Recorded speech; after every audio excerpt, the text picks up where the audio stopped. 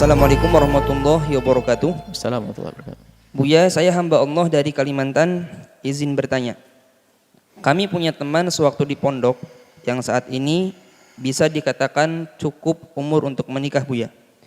Tetapi dia tidak punya cukup uang untuk menikah, hanya cukup untuk kebutuhan sehari-hari saja.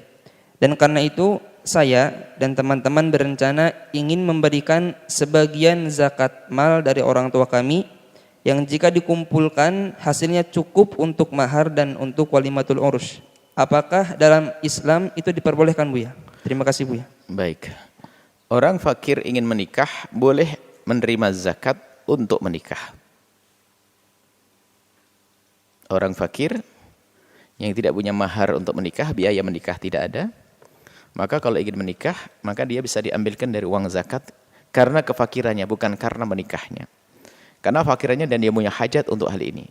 Ini yang pertama. Yang kedua adalah, nikah model apa sih kok sampai bingung banget? Uang untuk makan sehari-hari sudah ada kok. Biasanya nikah ngikuti gayanya orang, harus pakai resepsi begini begitu. Yang tujuannya adalah halal. Kami ingatkan untuk semua adik-adikku yang belum menikah, jangan diseksa dirimu dengan ambisi, dengan gaya hidup orang. Mau nikah saja bingung, nabung nggak beres-beres. Memang istrimu tuh minta apa sih?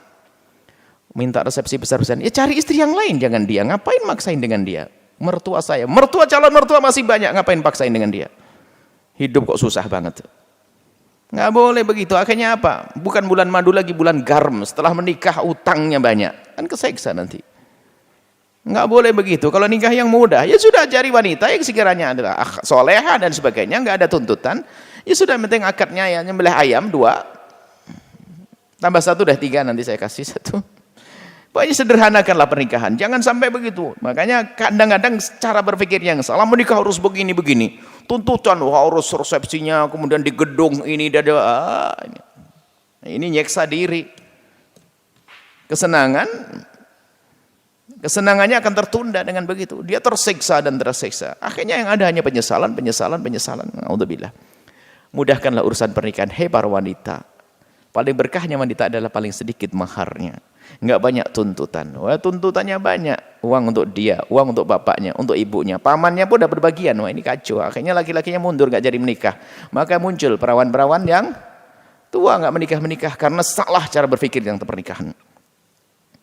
Bukan karena tidak ada laki-laki yang mau, salah cara berpikir mereka. Ini semuanya laki-laki juga berpikir sederhanakan pernikahan.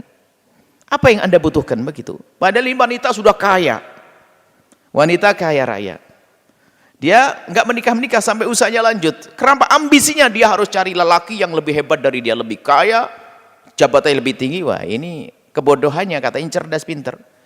Anda tidak perlu dengan kekayaannya, Anda perlu laki-laki soleh yang bisa menjaga Anda, muliakan Anda. Selesai, ambil laki-laki seperti itu tanpa harus kekayaannya sama dengan Anda. Justru kadang-kadang wanita yang dikuasai oleh kesombongannya ini susah menikah. Laki-laki yang lebih kaya dari dia nggak mau dengan dia.